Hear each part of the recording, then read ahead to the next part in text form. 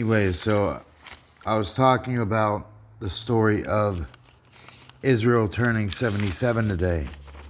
And it's funny because 77 is a number that I also recognize is when Israel, or Jacob, had met Rachel. And of course, Rachel being the mother of Joseph and Benjamin. Jacob was 140, actually, he'd be 147 years old today. Israel would be.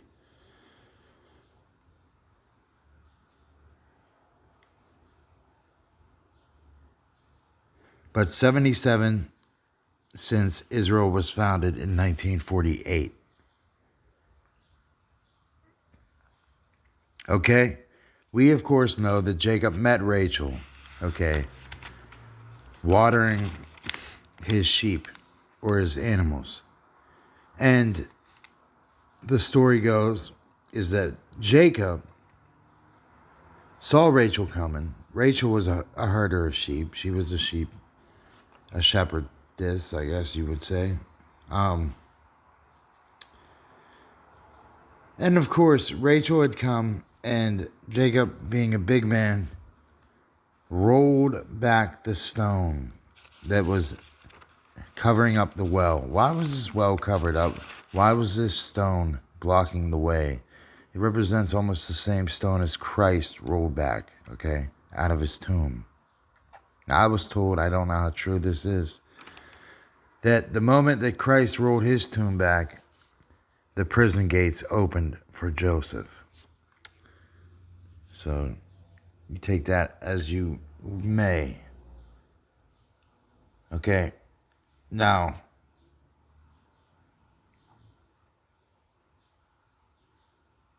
Israel meeting Rachel, Jacob meeting Rachel. He knew that these were Laban's daughters. And he worked for 14 years for Laban. He actually worked 14 years for a wife. He didn't work for anything else. And he busted his ass and toiled and did all the things that we do, you know, when we are faced with, you know, the choice of do we make money? Do we go and work? Which I do believe you should. And earn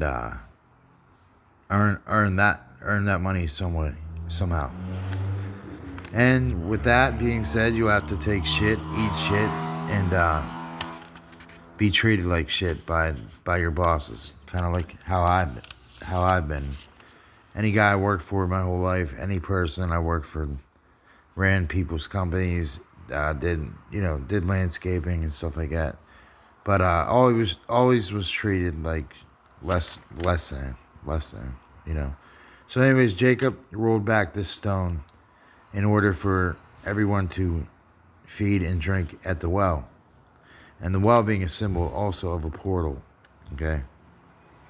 And Jacob, you know, found Laban and was checking out his daughter, Rachel. Didn't really have too fondness for Leah, which I can't understand on how Jacob would have slept with Leah and how they would have tricked him. They say that he was drunk. I do not know. I know I would know the difference between Rachel and Leah.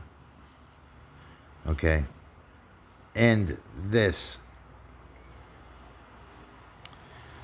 We know that Jacob worked for 14 years. The generations of Christ are 14. Okay? Also, Hebrews 14. Also, Proverbs 14. Also, Revelation 14. And Numbers 14.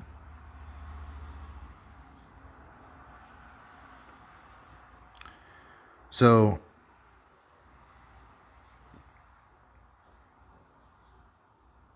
Jacob did 14 years of service.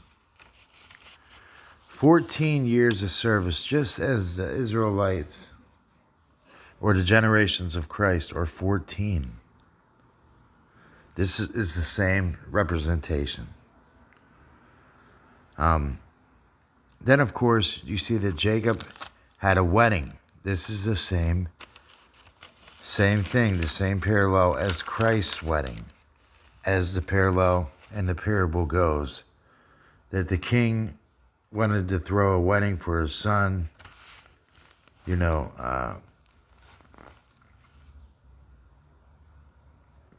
and throw a banquet for his son. If they would have known it was for his son, they would have killed him. They would have said, oh, this is the king's son. Kill him. Okay, so there you go. What else did I want to say? This pillar that Jacob had made with Lot, okay? Jacob had made a pillar, okay, as if they held to it. And I was thinking about this. What is this pillar? The pillar is like the rod going up the center of each and every soul there is, which is a stem, which the commandments are tied to. And this is a rod that goes through our whole body.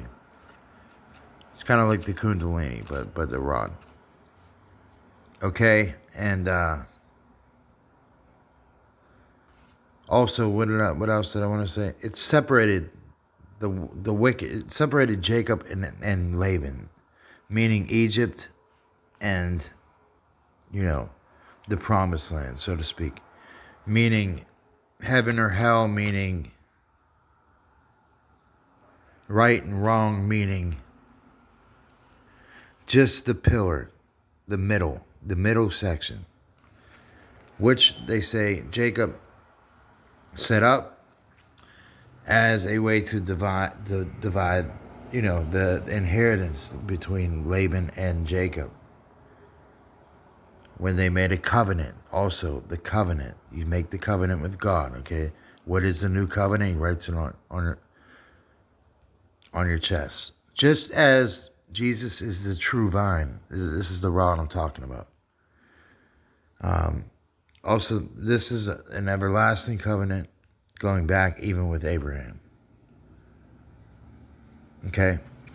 And I was reading in the Book of Mormon, and the Nephites are like an olive tree broken off. As a stick that is broken off, bringing one stick, meaning Judah and Joseph, in the one stick in the Book of Ezekiel. And this is making the DNA, some say the Book of Mormon and the Bible together. And I'm not sure about that, but I know that it involves DNA. And it involves one stick, which I showed you also. The temporal and spiritual, we are all brought before God, that pillar of testing, that pillar of chastening, that pillar of a covenant between good and evil. And that's the olive tree too, that the Nephites talk about, that they were broken off like an olive tree. Also, in the book of Nephi, it talks about very important things. I was reading in the second Nephi, chapter 19, 20, 21, and how this kind of paralleled the Bible in a way. And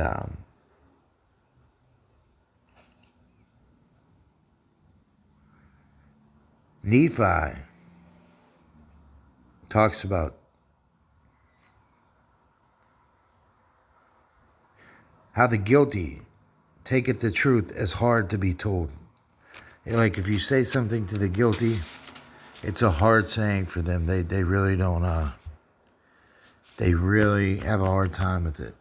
And this is true. And also,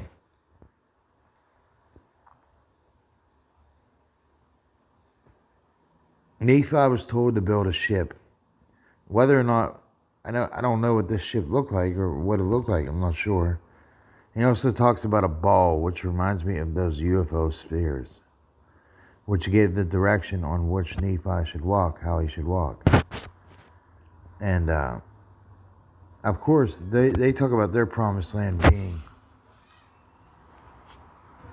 being being in the land of America. And let me see what else I wanted to say. He also talks about gold, finding gold, and the food. No matter how stale it was, it became fresh. And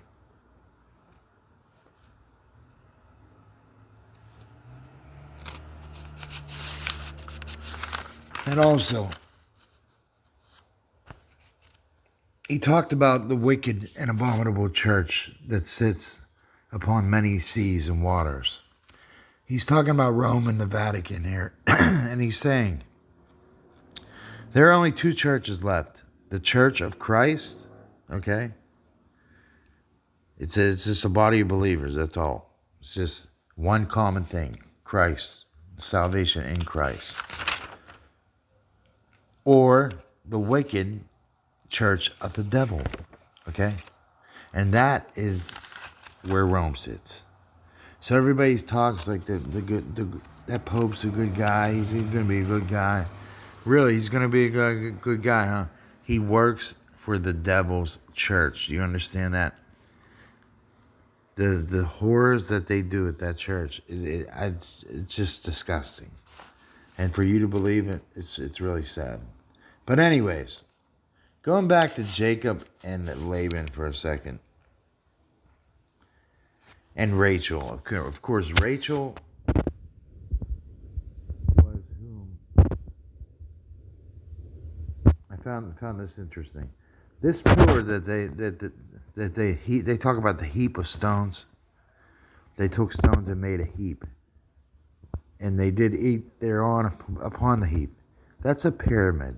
Okay, in case for those who don't know, that's a pyramid. So, just as Laban, he was like an Egyptian slave. That's what he was like, and that's how he treated Jacob. Jacob dedicated, like I said, 14 years to him. 14 years. Exodus 14 is when the Red Sea departed. Revelation 14 is when the 144,000 stood upon Mount Zion. 14 generations since Christ. We are now at the precipice of the number 14. It's just what I see.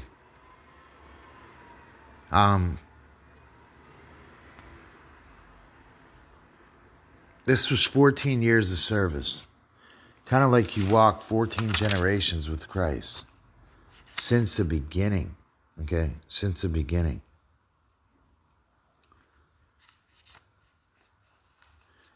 And also another quick thing. We know that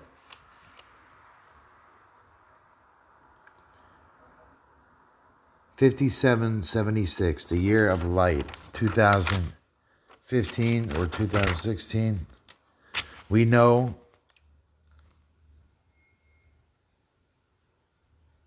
that we have now entered through temporal into spiritual. It also represents the two sides of physical and spiritual. And this is a choice you have to make, and a will you have to choose. It's not up for any other debate. And yeah. Also, John 14. In my house I have many mansions.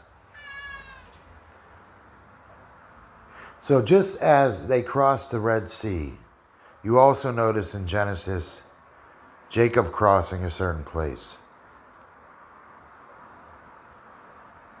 And the heap is what we would call holy stones, holy mounds, the mound builders.